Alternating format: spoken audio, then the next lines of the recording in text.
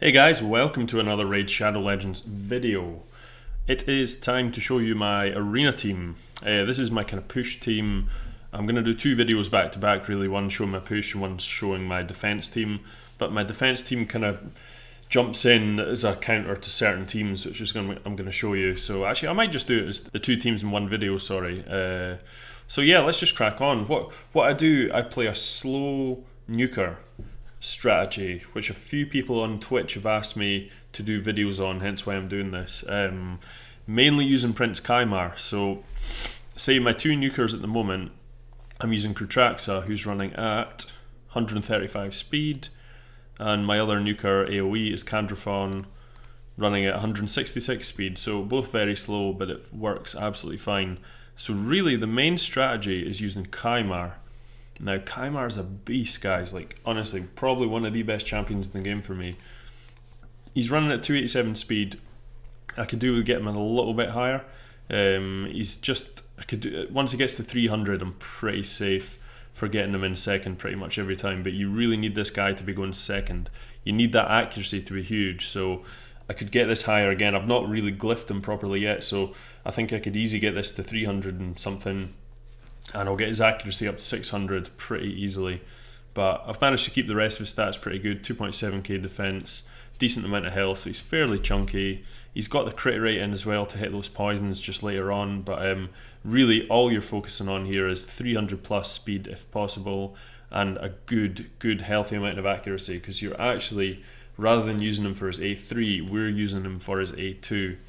His buff strip is nuts, and it puts people to sleep. And yeah, he works really well against the current meta. There's not many weak hits on the problem champions as such. Just to top it off, he's actually got an amazing speed aura anyway, but we use Arbiter in this team, so that doesn't really matter. So your Arbiter, if you're wanting to go for kind of platinum arena, I struggle at 357 speed. I just keep screwing up. I keep getting 6-star speed glyphs, and they keep going way lower than what I already have. I think I've only lucked out like twice with the 6-star speed glyphs, so really I could have her up to about 370 if my speed glyphs actually worked, and I'm still short of, so I've got a flat stat chest piece with a double speed roll. I've got a really bad shield with a double speed roll and a 4+ on it. And I also have only got a double on my weapon, so I need to get triples on all three of these, then I could be crazy speed. But I do have good rolls, so I've got a triple helmet with 7, triple gauntlets with 8, crit damage as well, it's pretty nice. And I got a really nice triple accuracy banner. That's actually a really good banner. That's got HP twice, triple speed with max. So yeah, that's what you're looking for, an insanely fast Arbiter. That's all you're really looking for. My stats I've got in her are pretty good. Otherwise, I've got decent accuracy, decent resistance, so they're just a bonus, but that's what you're looking for. Like I say, I still get outrun most of the time, so there's a lot of people at sort of 370 plus, especially Siffies as well, whose base speed is like 114, I believe. So yeah, and yeah, so really that is the strategy. What we'll do is we'll just go ahead and I'll show you how it works. So it's the day before reset right now, and we're going to be pushing for platinum tonight again. Let's just go ahead. So this is the team. I'm using Madame for a buff strip right now. Hopefully once I get this faction wars champion, that she's going to be getting subbed out, and I'm going to try out Lydia, who seems really cool, because I don't actually need the strip as such here, because I've already got a strip from Kymar. But what I have found is it's quite handy having the void strip, because if Kymar does somehow miss a strip on someone that's a weak hit, then at least Madame comes in behind and also puts the defense down, which is really handy. So yeah, let's just crack on. This is a fairly easy team by the looks of it for a platinum team, but a good one to start with. So obviously Arbiter goes first, speed up, and then Arbiter, boom, puts everyone to sleep, which gives our slow nuker time to catch up and nuke. That's the whole point of this strategy. Lower that defense down, and Kandrafon is now a beast. What I usually do, I mean at the moment I could probably just I can play it safe, because these three are sleeping, so you don't want to hit them with like an AoE here, because if you were to hit an AoE you're going to wake all them up, then they might take a turn and cut in. If there was a champion that was really high, like Arbiter, really high turn meter, you could potentially use this right now, which will actually give 20% turn meter to everything to make sure Candrafon goes next.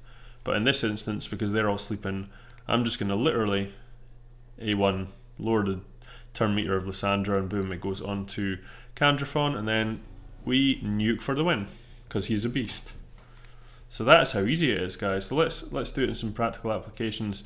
In Platinum, there's a lot of other issues which I'm going to explain as we go on. So here we go at the bottom here. We've actually got 51 Trunda. Let's just go ahead just to show you how this works again.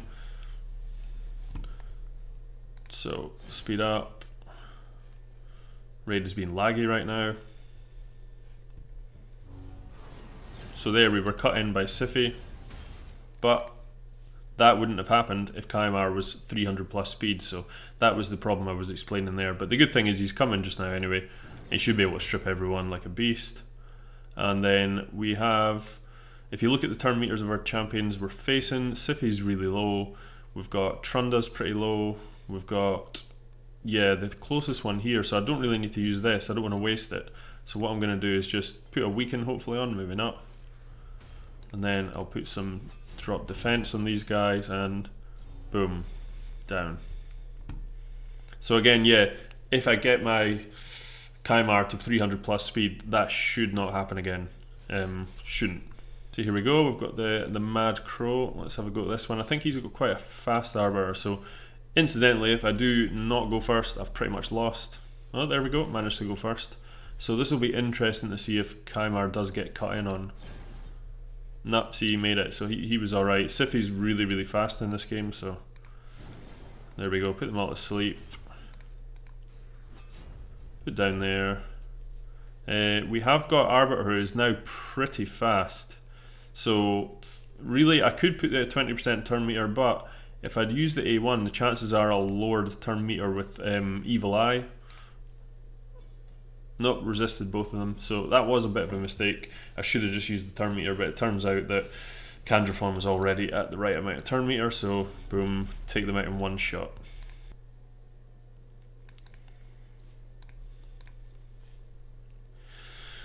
Right, last one here, we've got a pretty high power team. This is a sort of really top kind of platinum team here. Really, really solid team, so let's blast on, strip some buffs. Put folk to sleep, lower turn meters. I'm actually, because Arbiter's up quite fast, I'm going to do that, and then boom, dead. So what I do, there's not many Rotos actually in the meta right now, so this one does have a Rotos in it. What I do when I'm facing a Rotos is I sub out Candrafon and I put in Krutraxa, because she's got a 4-hit A1 which totally wipes out Rotos, and her A2 really, really destroys Siphi as well, so she is really, really good against a team like this. But because there's a Hegemon in the game, I do not usually face Hegemons with this team, so really what I look for when I'm playing in Platinum is I'll look through here. Now Hegemon and Tormund's, really, they are the two people I just do not fight with this team because they get totally screwed up by it. Sometimes I don't face this guy either, but I can kind of get away with it because I've got good HP and good defense in my team. In fact, let's just have a go at it right now. I'll sub in my Krutraxa and we'll have a go, because what Foley does is his passive, whenever he gets put to sleep, this passive kicks in, which is a bit of a nightmare. It removes stuff and then fights again, but I've got a pretty solid team, so it never really affects it too bad. So let's have a quick go. So let's do this. And so what we want to do is, really we want to use this, but what it's going to do is put this guy to sleep, then he's going to wake up and attack us all. Potentially we could use the 20% turn meter fill on the A3 here, and then just try and boost round to Krutraxa, but I know Krutraxa's only 135 speed. I'd maybe get away with it with Candrafon with 166, but I'm pretty sure I'll get cut in on if I do that with this team, so I'm just going to go and do this and see what happens. So yeah, my team's solid enough that it managed to survive it pretty easily, and then just to be safe I'm going to boost round,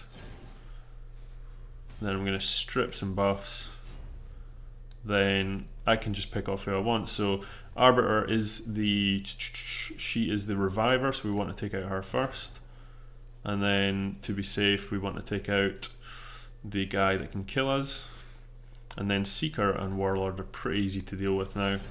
We just boost back round. So the good thing about this team is that's a turn meter boost. Then we have a turn meter boost here.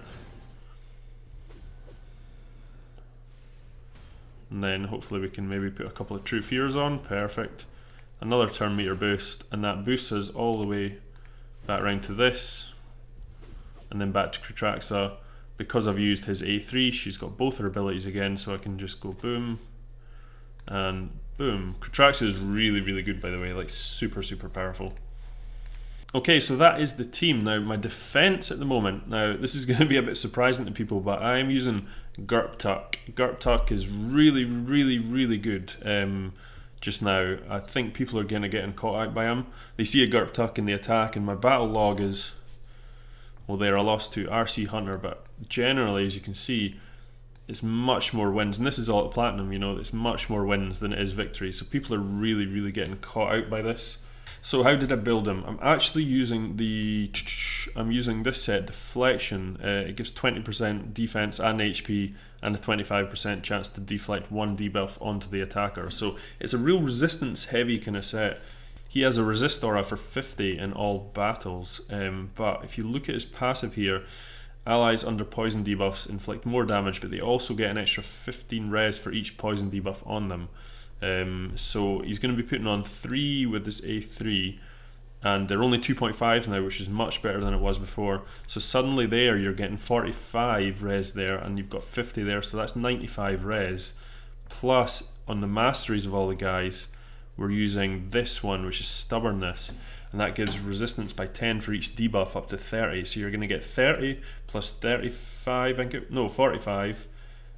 So basically 125 res straight off the bat when you're using the A3, which is a lot. I've got him running standard at 453 res as well. He's pretty solid. His stats are like 62k health, 3.6k defense, 247 speed.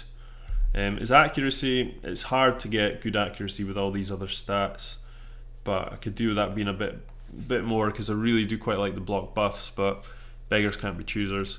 Also, his Druidic Boon is really good. I'll explain in a second. I'm running him with Krisk, who I'm running a 3-piece speed set to try and get 221 speed with 5k defense, and he's got solid resistance and accuracy. He's kind of a bit more of an all-rounder. I've not gone solid for accuracy or defense in this. I've gone for accuracy or resistance in this build. I've gone for a decent amount of both to try and hit the sort of middle, you know, not the extreme kind of ends of the champions I'm facing. You know, a lot of the times you'll be facing folk like a Madame with like 700 accuracy. I don't see there's any point in trying to go for the resistance there to beat that. And as well, at the same time, you're going to be guys with 600-700 plus resistance. So this guy's just to sort of take on the rest of the people that are sitting at about 200 for either one retrospectively. Duchess as well, she's in speed and resistance gear. Again, you want that resistance really high on her. I've gone for about 538, which is the best I could get, with 210 speed and 4.4k defense, 5.1k HP, which makes her super tough. I don't have the best gear for her yet, so I could easily swap this all out, but it's like resistance chest piece and stuff. Definitely resistance banner if you can get one. Could have done one with a speed roll, to be honest, and that could have got the speed up a bit more. But again, these guys, this is the only one I think I'm not using Stubbornness with. I just haven't actually changed it over, so I'm going to swap that over to Stubbornness as well, I believe, unless I've forgotten to do it. Yeah, so I'm using Stubbornness on Krisk, and Candraphon is my nuker here, and he's using Stubbornness as well. Candraphon doesn't have massive resistance, he's only got 147, but he is in a Savage set, and he's running like 5k attack with 237 crit damage, so it's pretty hard to get any more resistance out of him. My Great Hall's not at the highest yet either, so I could get a little bit more out of my Great Hall. But Candraphon is solid. He's a really, really good nuker, because this is more of a defensive strategy. So, and he's got really, he's really survivable. You know, he's got 40k HP and he's got 2.1k defense, but with the sort of damage reduction from his skill here, yeah, he's pretty nuts. So he does survive a lot. So let's go into a few games and I'll show you how this works.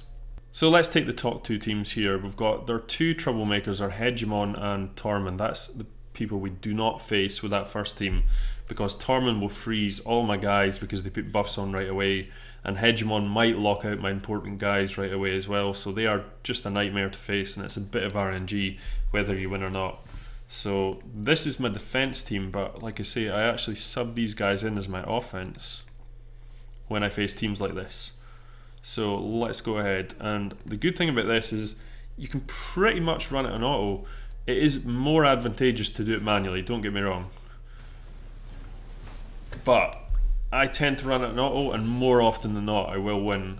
What I might do here is I'm just going to do it manually just to show you the skills first, then I'll auto it a few times and show you how it works. So this guy is really cool. At the moment I could give a really good damage buff. I mean, this guy hits super hard, by the way. When you put these poisons on and you've got the increased attack from Duchess, this guy hits so hard, it's ridiculous. But at the moment he is pretty much, he's stunned, he's got all these buffs and stuff on him, debuffs.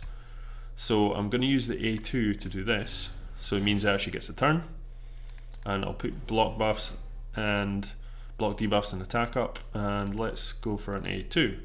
Boom. Well, they're all dead anyway, so that shows you how powerful this strategy is. I mean, most of my team would have been debuffed there, but the resistance was really, really high. Look at the damage he does with those 3 poisons on. Crazy. So here we have a Hegemon team. Let's try this one out. So 298k power. This is a solid ass team. Let's see what Gurptuk can do to him. Now who's going to hit first? So he's actually managed to put my Duchess to sleep, which is pretty nuts. But what we really want to do is get Gurptuk up and put these poisons on everyone, so the resistance is really high now of everyone. I've actually got block debuffs on now as well, so that doesn't really matter. But at the moment they can't debuff me whatsoever, and my defense is solid. I could probably take out Sify. The more buffs people have, the harder he hits on his A1, which is really, really cool. Okay, let's see if I can get a couple of 1 provoke ups better than nothing. I could cure. Yeah, so this is a really good ability to get rid of this lock cooldown skills. So next turn I can hit my AoE and wipe out the whole team. I'll do some damage on Arbiter, because you want to kill these two. Arbiter and Sify are the 2 rezzers. There we go, and boom. They are dead, and obviously Rotos doesn't die because he's got that stupid ability. If he had 2 buffs on there, I would have had a double hit. But hey ho. Okay, Rotos is now being an. This is why Rotos is a nightmare. I'm so glad they actually debuffed him.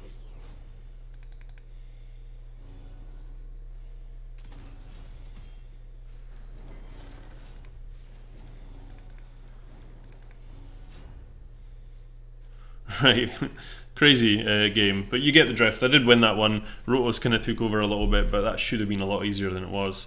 Let's see if we can find another. So let's jump into Creepy Boris, 229k power. What we'll do is we'll just hit auto here, and we'll see what happens. So I have been 1 person stunned, but it's not too bad. Okay, we've got our poisons up now. We're pretty invulnerable to stuff, even with Duchess not placing the block debuffs. Boom. See, right there, that's where playing auto doesn't help, because I would have killed Sify there.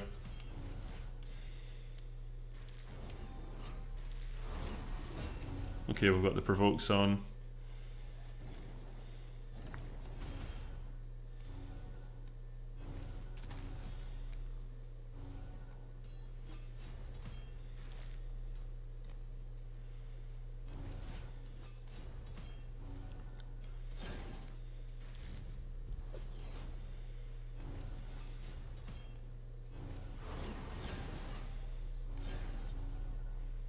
Boom, and is he going to take out Rotos?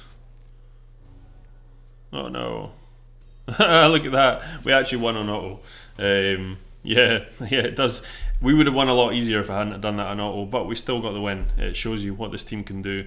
People get really caught out by this team quite a lot because they see the Gurptuk and they just think, oh, no use. But Gurptuk is much better than you think. He's got a lot more utility in his kit, and I find if you play him with this set, the deflection set, it's really, really strong. The combination of having such high resistance and kind of throwing debuffs back onto the attacker, it really makes them kind of wary about playing debuffs at that level, which is a huge, huge advantage. And on top of that, they're just solid as well. I mean, look at his stats. He just takes such a hit at 3.6 and 62k HP. Him and Duchess, they can take so much damage. Really strong. So yeah, I hope you guys enjoyed that. Please leave in the comments if you did enjoy it. Like and subscribe to the channel. It really helps me out. I'm pushing for much more videos recently, and yeah, hope you have a great day, guys. Take it easy. Peace.